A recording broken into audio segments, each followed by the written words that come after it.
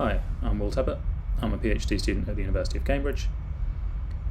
This talk is about some recent work I've been doing with Onno Solin at Aalto University and my supervisor Rich Turner, which looks at a way of combining two classes of approximations for Gaussian processes applied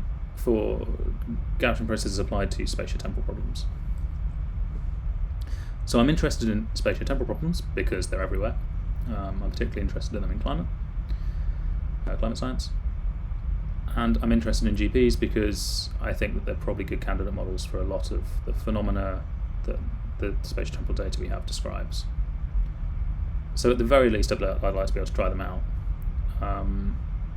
But of course, spatiotemporal data sets can be quite large, and GPs famously have scaling issues.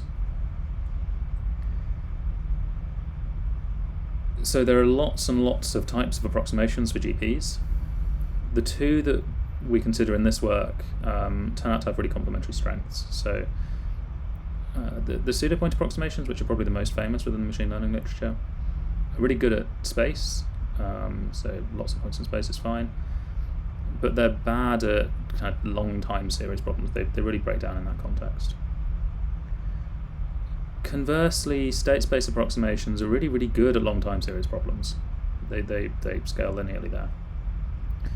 But they struggle with large spatial domains, and they don't work at all if the observations you get at every time point change where they're located. So it's natural to ask, could we combine these two things to get the best of both worlds and kind of deal with some of the issues that these things have? And the answer turns out to be yes for certain classes of GPs. And that's what we show in this work.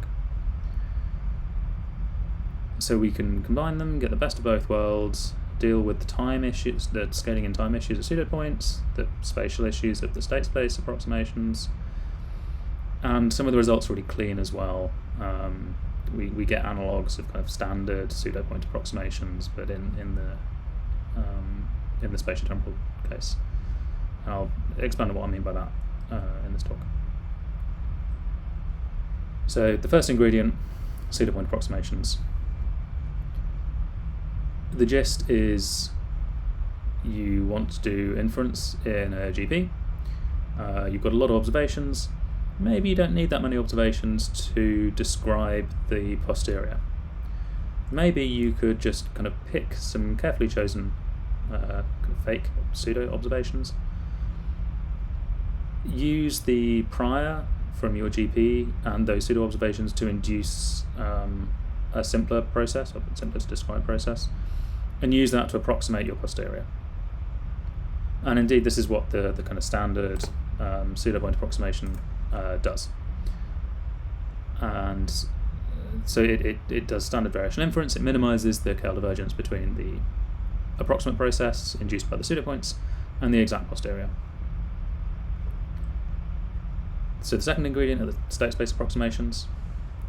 The one way of looking at these is you take your original process, you augment it with some additional processes, and the thing you get out looks a lot like a multi-output GP.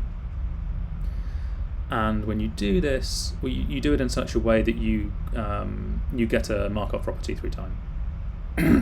And once you've got this Markov property,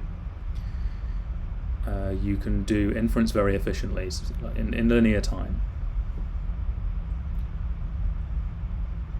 The third ingredient is separable kernels and sums of separable kernels. So Antonio Hagen showed in 1998 that you can, if you have a separable kernel, so in this case it's kind of space-time separable kernel where the kernel over space and time is a product of a kernel over space and a kernel over time, that there's this conditional independence property, which is definitely most easily interpreted graphically. So all it says is that the process at the blue square is conditionally independent of the process at the empty red square, given the process at the black circle. Now, I personally found this property quite surprising. I don't know how well it's known. And it's quite straightforward to show that this extends to collections of points. And multiple collections of points kind of through time at different points in space.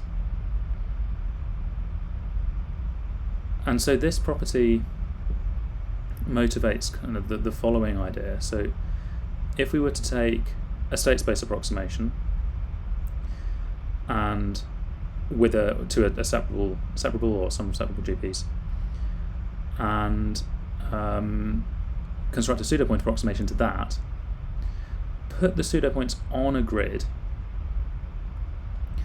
then the prior, given that you've made the state space approximation over these pseudo-points, would be Markov through time.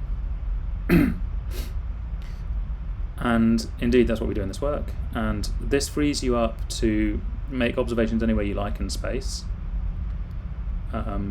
provided that the only constraint there being that you have to have, at any time that you have an observation, you must also have a full set of pseudo-points.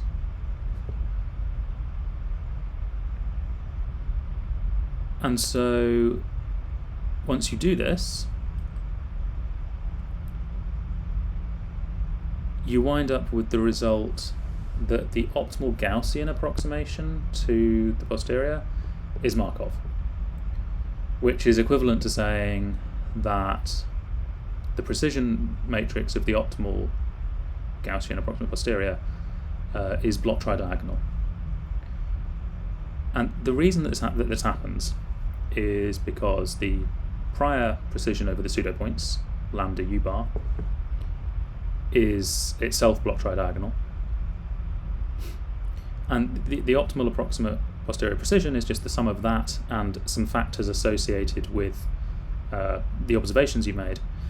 And because the data points at time t only affect the pseudo-points at time t, because of this conditional independence property, this matrix that you add on is itself block diagonal.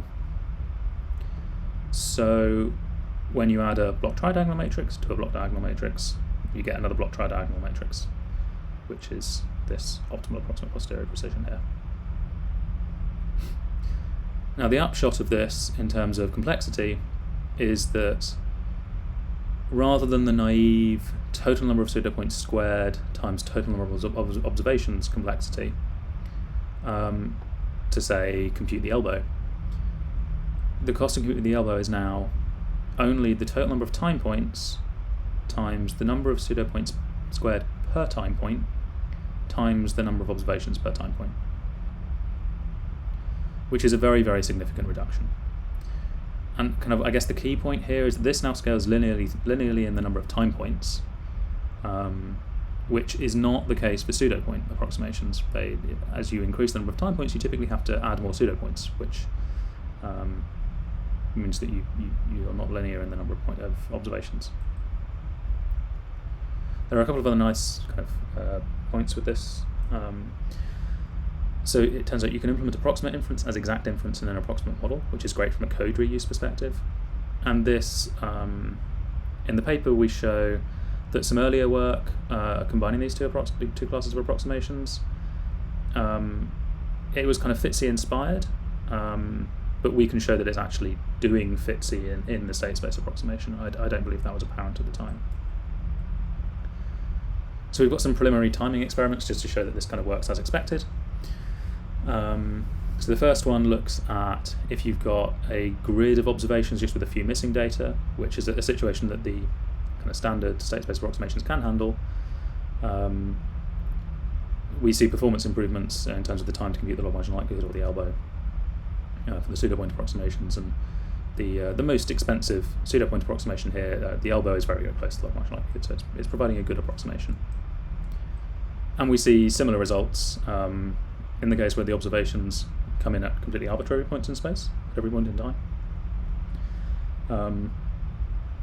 And of course, the state space approximations aren't applicable here. So, to summarize, there are 4 ingredients to this: state space approximation, form a pseudo-point approximation to that state space approximation, restrict your kernel a little bit, grid your pseudo-point locations, and you can get an efficient and accurate approximate inference scheme for kind of spatio-temporal GPs that deals with some of the issues of pseudo-points and state space approximations.